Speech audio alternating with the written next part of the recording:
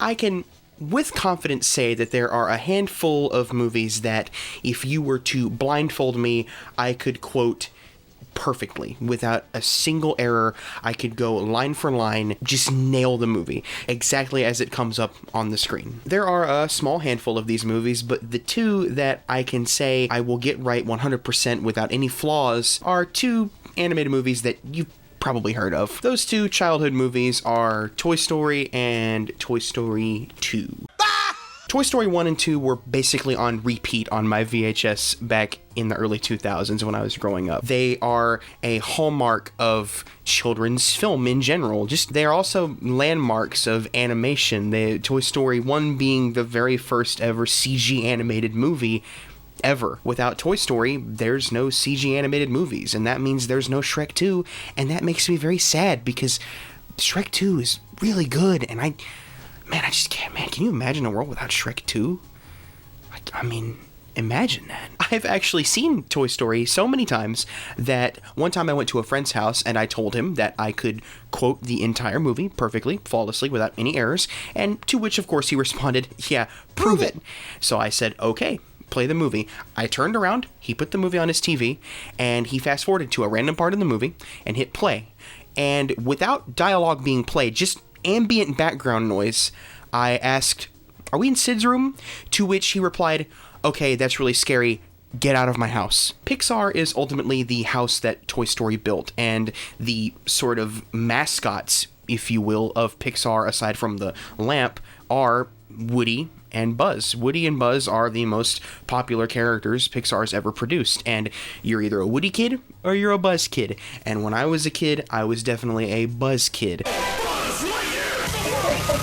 I had many Buzz Lightyear action figures, and I could quote Buzz perfectly. I was one of those kids that needed the Buzz Lightyear action figure that actually had the full wingspan, because I remember as a kid, the wings were always too short, and that always kind of bothered me. With Buzz being so popular as a Pixar icon, and also recently this obsession that Disney's had lately with nostalgia and bringing back franchises that have been gone for many years, or reinvigorating them in a gritty reboot style. Recently, they decided that they would make a movie called Lightyear, which is the movie about Buzz Lightyear, kind of the origin story of the character. When the trailer for Lightyear came out, a lot of people responded positively. I mean, it looks great. I mean, it is Pixar. The animation is going to be fantastic, without a doubt. They are kind of the best. A lot of people responded to that trailer positively, and thinking it was a cool idea that there would be an origin story for the Buzz Lightyear character that the toy Buzz Lightyear was based on in the Toy Story sort of universe. I guess everything has a universe now. But if you're like me,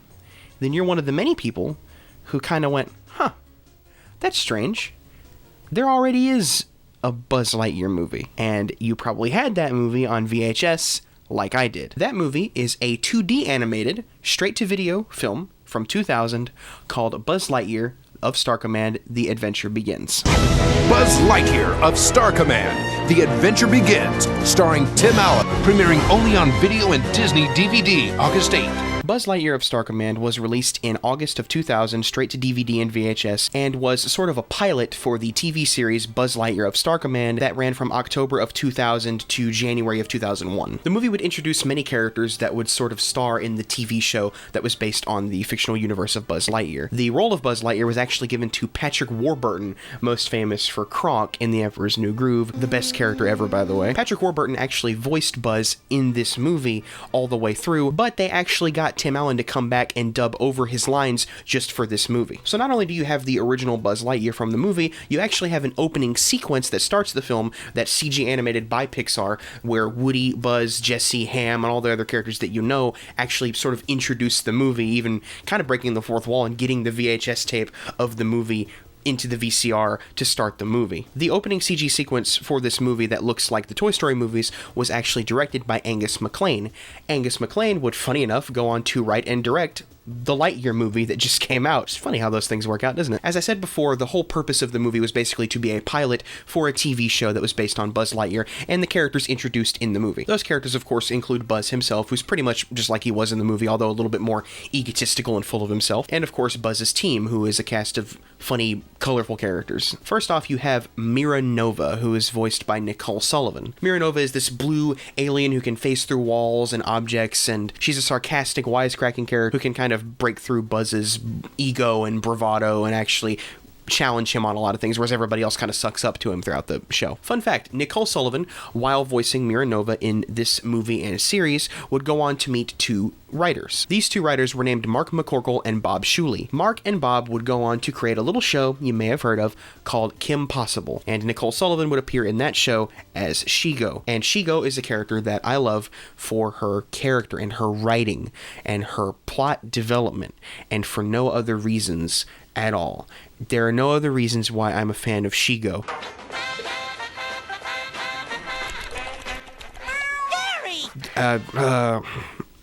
Moving on. Another character introduced in the Buzz Lightyear movie that was a major character in the show is a robot named XR, who's a robot space ranger who can put himself back together after getting destroyed and, has a lot of guns. XR! XR is voiced by actor Larry Miller, who I know from the Nutty Professor movies, and Max Keeble's Big Movie is the principal of the school. Sort of the comedic relief character is this big red alien named Booster, who starts out as a janitor working for Star Command and eventually wants to become a space ranger, which he does by the end of the movie. He's kind of a fanboy of Buzz and befriends XR, and they become sort of the two main comedic relief characters of the show. Patrick Warburton, although he was dubbed over by Tim Allen in the movie, actually does voice characters in the movie, including some of the LGMs, which, if you don't know what the LGMs are the actual name that this movie establishes for the little green aliens that go ooh in the Toy Story movie that first show up in the crane game that Sid plays in the first movie, and of course in the pizza truck in Toy Story 2, who are later adopted by Mr. and Mrs. Potato Head at the end of Toy Story 2. Basically, if you take a little green man and you squash it and stretch it out a little bit and turn it yellow,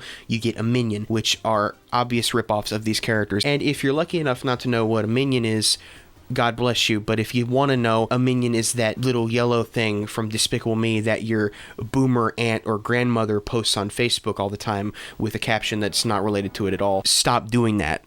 Stop, please. The reason I bring up the LGMs anyway is because the LGMs are kind of a major part of the plot in this movie, and I guess I should talk about the plot. The movie begins with Buzz on a mission with his Space Ranger partner, Warp Dark Matter, who is voiced by Diedrich Bader. You may know Diedrich Bader as the voice of Batman in Batman the Brave and the Bold and Harley Quinn. He's also the voice of a character named Haas Delgado in one of my favorite shows probably ever, The Adventures of Billy and Mandy. And he's also the voice of Tank in the movie Surf's Up.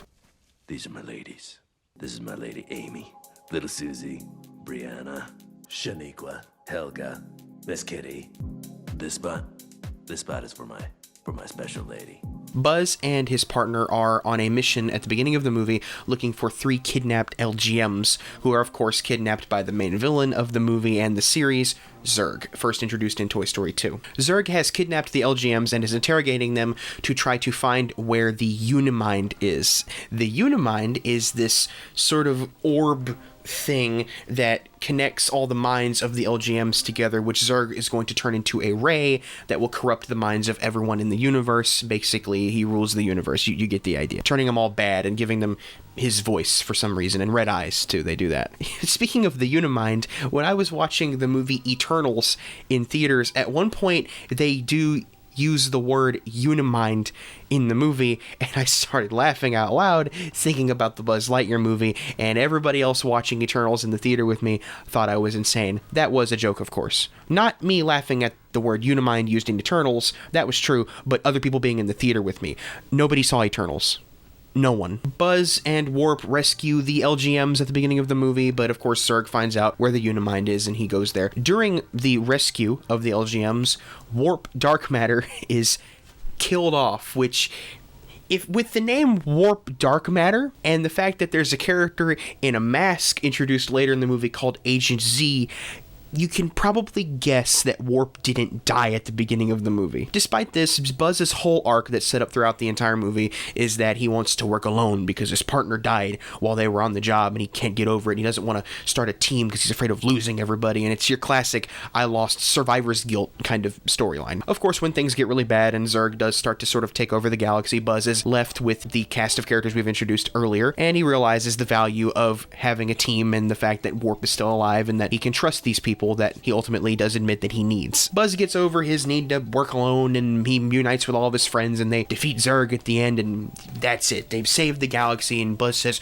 "To infinity and beyond," and there's a big white light and it turns everybody back to good because Zurg turned them bad, and it's a classic ending. They even rip off the Star Wars medal sequence at the end where they get medals. It all wraps up very well, and it's a good sort of pilot to the TV show that would come after. Zurg is the main antagonist of the movie, and he is voiced by Wayne Knight. Wayne Knight you may know as Dennis Nedry from this movie that I talked about way too long in another video, or you may know him as Newman from Seinfeld, or you may, funny enough, know him from a movie called Toy Story 2, where he played Al from Al's Toy Barn. Everything from...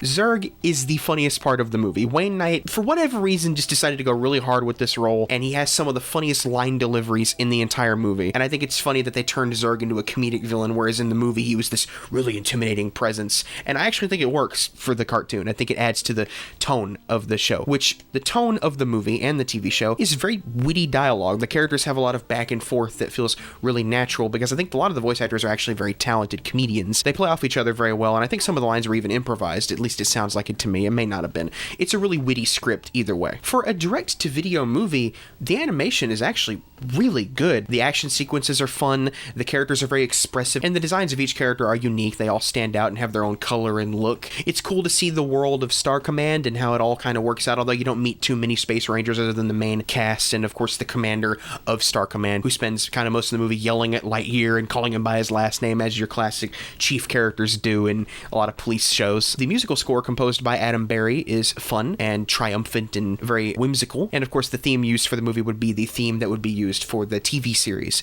in which Adam Berry himself would compose the musical score for the whole show. The reason I mention the music is because at the end of the movie there is a song called To Infinity and Beyond that is sung by, I shit you not, William Shatner and the Star Command chorus. And it's just it's a banger, dude. To infinity and beyond. Now it's time to fly to infinity and beyond. So I guess all I have left to talk about now is, of course, the TV show that the movie was based off of, which I won't go into a ton of detail about. Ultimately, they took the movie and split it into a 3-part episode called The Adventure Begins that would start the series as sort of a pilot. And, of course, in the 3-part pilot, we do actually get Patrick Warburton's performance as Buzz Lightyear restored over Tim Allen's dub of him. And Patrick Warburton would continue to provide the voice of Buzz for the rest of the series. All of the cast returned for the show, except for Larry Miller, who was kind of alternatively voicing XR along with the actor Neil Flynn, for reasons I don't quite know. The series would go on for 62 episodes, concluding in 2001, and weirdly enough, you cannot watch this show anywhere. Yeah, for whatever reason, this series was never released on home media, ever. The only thing released on home media related to Buzz Lightyear of Star Command is the movie. You cannot stream the show on Disney Plus or any streaming network. The only way to really watch this show is from recordings off the TV that were uploaded to YouTube. This is the only way you're going to see the show. And I've always been very confused by that.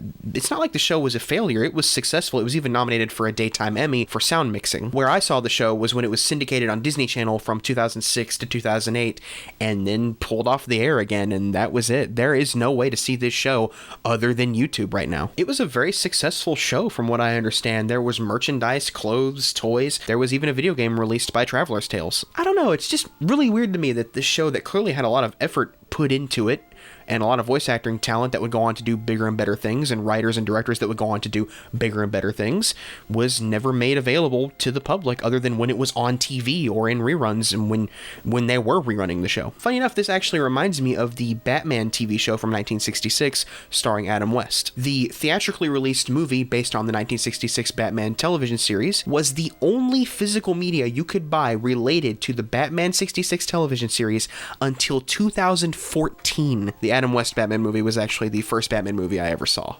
Yeah, makes me wonder how long we're going to have to wait until we get a physical release of Buzz Lightyear of Star Command in its entirety, or at least get it on Disney+. The reason I'm making this video is recently Disney had their whole, I guess it was Disney Plus Day or D23 or whatever it was, where they showed a lot of trailers for new live-action remakes and all that new stuff. Pinocchio just came out, and they got a Little Mermaid, and they're doing a sequel to Enchanted and Hocus Pocus, and it seems right now we have sort of an obsession with nostalgia. And I'll acknowledge that everybody just loves a little nostalgia.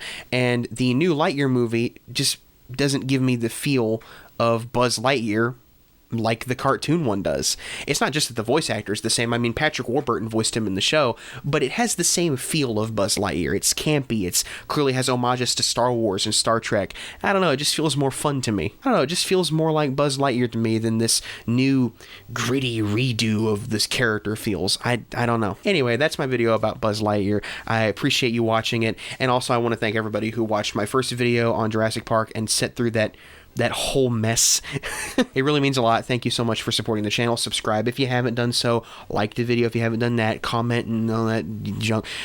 Comment down below to infinity and beyond. Comment that down below. Show me you watched the whole thing. Come on. Let's get a to infinity and beyond comment section going here. That's the end of the video. Thank you so much for sticking around, and let's have Will Shatner play us out with that to infinity and beyond and the Star Command chorus. Say goodbye.